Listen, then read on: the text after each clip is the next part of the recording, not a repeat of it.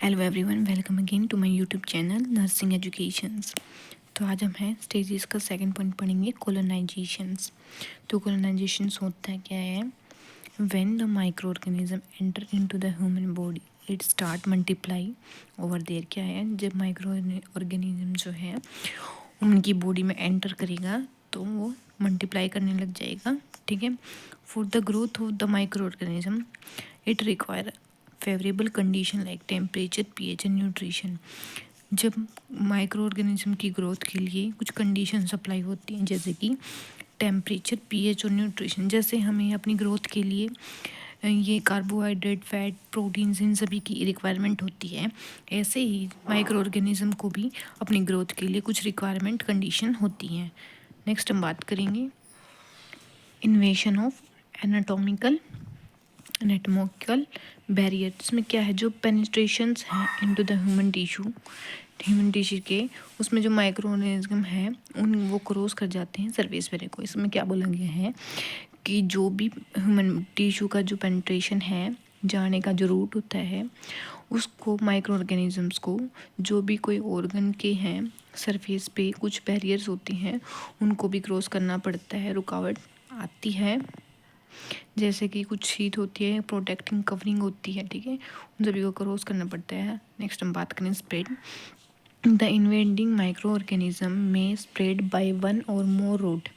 जो microorganism है वो स्प्रेड किन रूटों से करता है, एक से भी और मोर देन रूट भी हो सकती हैं। Direct intention through surrounding destroy cell to cause damage. इसमें क्या बोला है कि कुछ सराउंडिंग जो डायरेक्ट एक्सटेंशन होते हैं वो क्या है, सेल को डिस्ट्रॉय कर देते हैं, जिससे भी वजह से हमें डैमेज, कुछ टिश्यूज़ या कुछ क्या खतरा रहता है कोज होने का, डैमेज हो जाती हैं।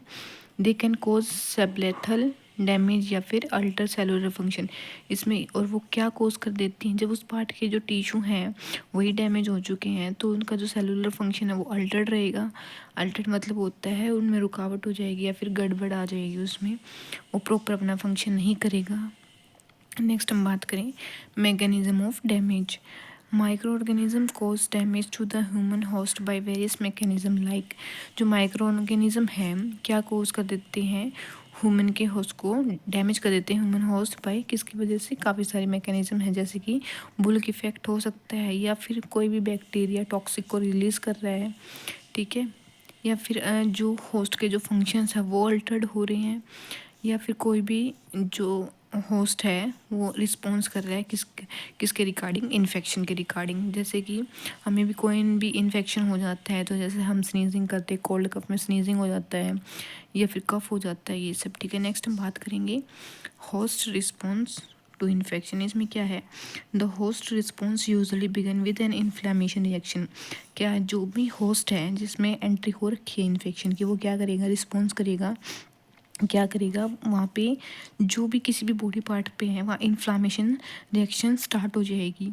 जैसे भी हमें भी कुछ भी हो जाता है तो हमें वहाँ पे रेडनेस देखने को मिल जाती है, इन्फ्लामेशन हो जाता है, और जो कि किसकी वजह से हो जाता है, किसको फॉलोड करता है, बाय ह्यूमरल और सेल मेडिएटेड इम्यून रिस्पॉन्स को, अपनी जो इम्यूनिटी है उसको के रिगार्डिंग फॉलोड करता है, ठीक है।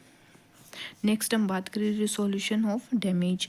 इसमें क्या है कि जब उस चीज़ की जो डैमेज हो चुका है किसी पार्ट का तो क्या कोज करेगा, किसकी वजह से होएगा वो, या तो स्वेलिंग हो रखी है वहाँ पे due to swelling, increase fragility of tissue, मतलब जो किसी भी टिश्यू की है जो सेंसिटिविटी है वो इंक्रीज हो गई है।